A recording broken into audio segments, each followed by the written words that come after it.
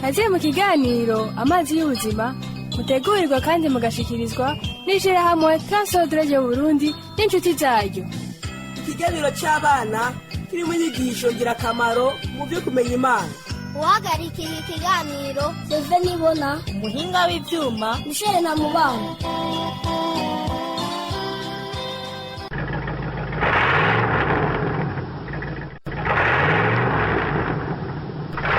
Kubaka ni hariya hejuru cyane mu itaba ry'umusozi.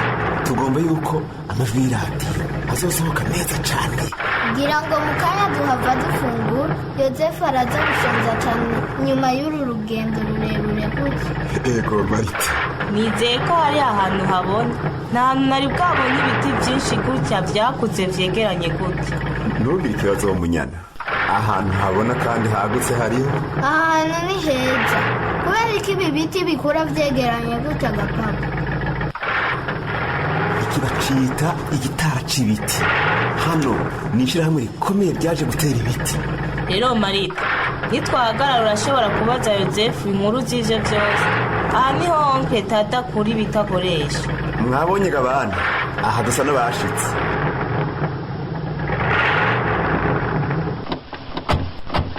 Rwari urugendo rwiza cyane. Igenda nibere mu modoka inyuma, hari ishami rigendera mw'ibarabara ryaso kunkubita. Kandi nakubwiye ngo uzuriye ubarayotse. Ntangora nagize, ubwo naryohewe cyane. Wakoze kutujana. Nanje byanezereye yoze. Bana, daya ni kubera iki mutumviriza iradiyo? Hari utuntu tubiri nagomba mbanze nsuzume, hanyuma duce tugenda n'amaguru gutembera hasigaye. Reka turabe ko tokugurura ahantu bariko baravuza indirimbo. Bone shefe.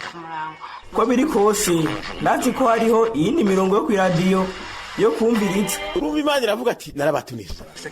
Ntuhindure, ngomba kumviriza ivyo. Ngomba kumviriza umuziki. Nitwo kumviriza ibidatoya. Ivyo nivyo Marita agomba kumviriza. Mureke nivyo yahisemo kandi ni radiyo yase.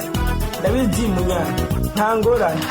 Inyigisho z'ijambo ry'Imana urazumviriza hanyuma yose.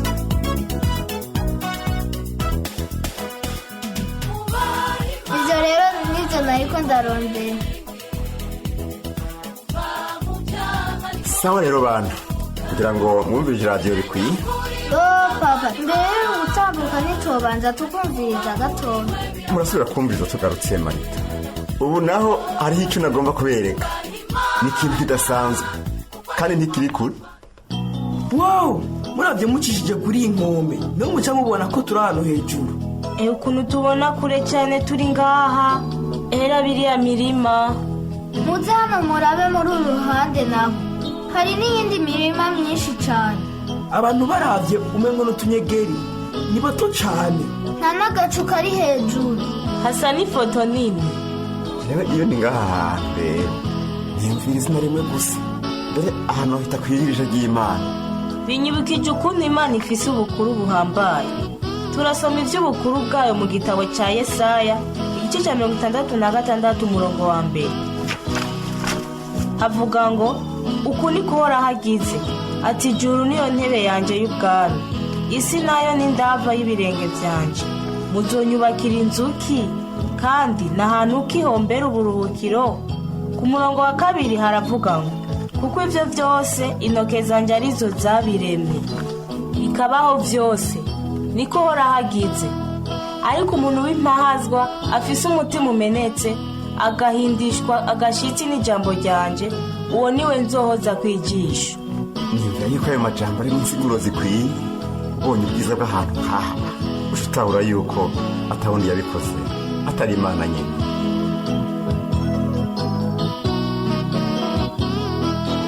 Ngira ngo harageze ko twotera tuje muhira.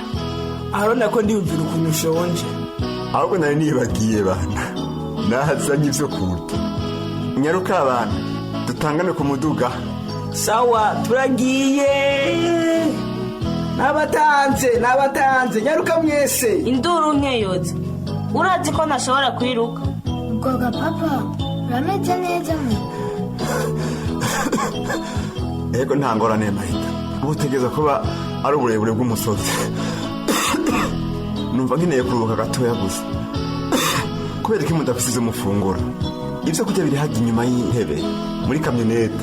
ariko urazi neza ko bihava biheraga papa? Birahera Marita, ngomba gusa nje kuruka gatoya duce dusubira inyoni.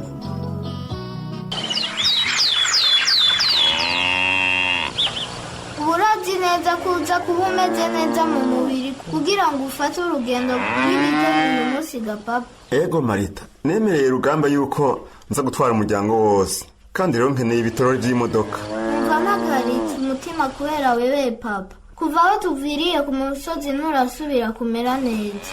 Meze neza Marita, nuko gusa ndushe, ariko hari ibikorwa byinshi, umwanya nawe ni muto, nanje nguma ndushe. twe na Yozefu na Munyana tumaze iminsi tugusegera papa, dufise ubwoba. Urakoze Marita, ariko ntimugire ubwoba, nizeye yuko abo kwa Rugamba bagira bashike. Uyu munsi dufise ibikorwa byinshi cyane. Singomba ko hari ico gushikira papa. ngize iminsi senga ngo ntihagira aho usubira kuja. Sinzi yuko ivyo vyoshoboka. Rugamba n'umuryango we barashitse ahubwo. Mwaramutse Siboniyo. Wabonye umufasoni wanje Gatarina? Mwaramutse Rugamba na Gatarina. Mwaramutse Siboniyo. Ndizeye yuko abana bobo ubazi? Yego, twamanye nawe igihe kirekire. Sino kubwira ukuntu tugushimiye kutwemerera kutujyana Igitega mu modoka yawe. Uru n'urutonde rurerure rw'ibintu Gatarina akeneye. Bimwe ni ivyanje, ibindi ni ivy'umuryango, ibindi navyo ni ivyo gushira mu nzu y'abagwayi ba sida. Nariko ndajajura gusa Gatari. Ibikenewe vyo gushira mu nzu y'abagwayi ba sida nitwo bigura vyose ngo dushobore kubizana tutarose imodoka nk'iyo gwawe, kandi titwo bikora ngo tubishobore ku munsi umwe. Nivyo, kandi jewe nditeguye sangwa namwe mwiteguye tugende. Rugamba na Gatarina, muze mwicare n'imbere. Abana nabo murashobora kugenda hari inyuma nta ngorane. Yozefu araza kuba umukuru wabo mu rugendo. Nta mukuru dukeneye wo kuturongora muri uru rugendo papa. Twazanye Bibiliya zacu, tugenda turaririmba amakorasi. Ntugire ikibazo, bose ndabaraba, cyane cyane Marita.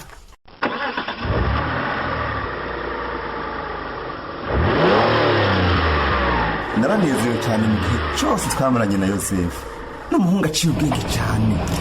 Rimwe na rimwe usanga afise ubwenge burengeje. Yanyibukije ukuntu nari imeze na jewe nkiri muto. Ari umwana, hama afise ivyiyumviro byinshi, kandi nama nshonje.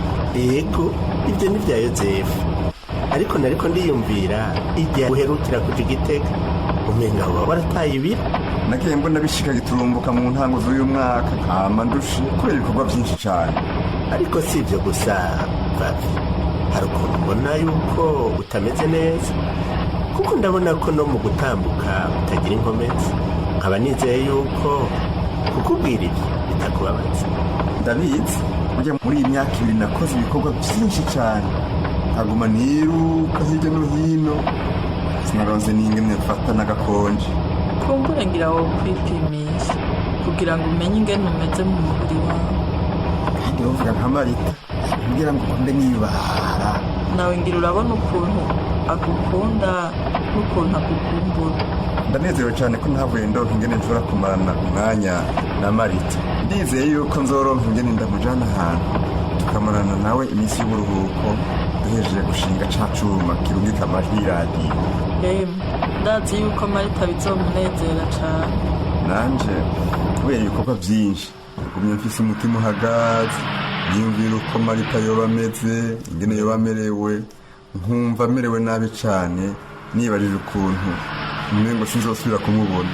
Ico uvuga ndacumva Siboni, ndazi ukuntu nkumbuye Minani. Atagihindutse kazi bazondeka ngo muri kano karere umwaka uza wose, niho nzoba nkironka akaryo ko kwitaho Marita. Naje nguma numva ntamerewe neza cyane kubera kuba kure y'Igitega. Numva umenga Minani ntiyarakwiye kuba mu ndaro. Uyumvira ko atangorane afise gamushinga ntahe Rugamba? Ndazi yuko atangorane, kuko iyo haba ingorane tuba twaravyumvise. Siboni, uramaze kubona umuhungu wacu mukuru yitwa Minani? Turabona bambaye yuko ari mu ishuri y'indaro hari Igitega. Ibyo ni byiza, kandi ndizera yuko yamaze kwigishwa kwirinda ingorane. ariko jewe numva nkeneye kumubona n'ingoga, ndamukumbuye cane. Sinzi yuko inyigisho zijanye n'ivy'ibiyayuramutwe zizokora. ntunge mbazi gatoya, izi nyigisho ni nyabaki? Nagira Marita yarakubwiye, Minani yarigeze gufatwa anywa ibiyayuramutwe ari kw'ishuri. Umuyobozi aca amushira mu bihano kandi asaba ko bamucungisha ijisho kugira ngo niyasubira kunywa urumogi azoce yirukana. Hanyuma bamutegetse kuza aratonda ku bitaro hamwe batangira inyigisho zijanye no kurwanya ibiyayuramutwe. Aho mperuka kumubona yaramerewe neza nabo. Nibaza yuko bidakenewe kumugendera ubu. Ariko naho biri uko Rugamba ni umwana wacu, Imana iramukunda kandi ari mu minwe y'Imana. Imana iramukunda, ari mu maboko y'Imana. Ivyo ni ukuvuga iki? Nagumye ndamusengera ngo Imana ikore ku buzima bwa Minani, ngo agire ivyo yigishijwe muri ivyo, ashike ku guhitamwo gukurikira Yesu Kristo. Jewe sinumva igituma ugumuzana ivyo bintu byo gusenga Imana.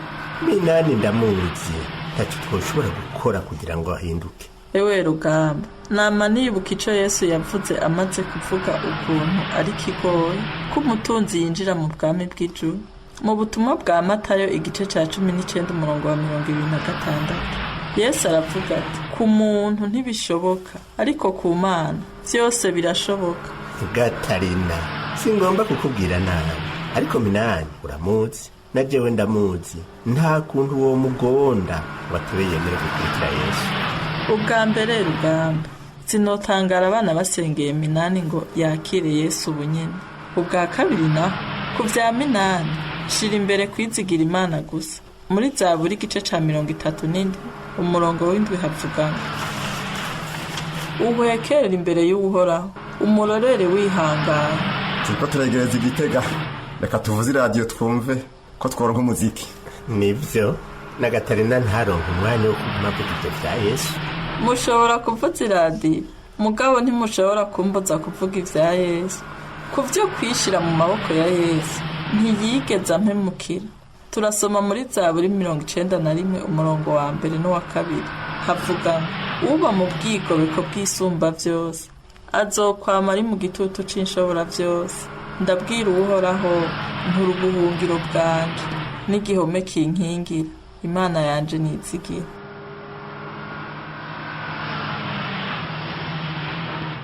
Ngaha ari Igitega, tugira tuhashike. Ubu twanyarutse cyane, sinzi ko nzosubira kumenyera gufata urugendo na wa mukogote wanje. Emwe nkirigwa inyoni tuzogendera muri wa mukogote wawe, na cane cane urugendo nkuru ko kuja Igitega. Nitwatangura kubaka nzoza ino kenshi, kumbure nzosiba umunsi umwe, nayo ugira kabiri nzoza ndazino. Kumbure bizodufasha kubonana na Minani umwanya ukwiye, kuko dutegerezwa kumufasha guhebura urumogi, naho ntabona neza ingene tuzobigenza.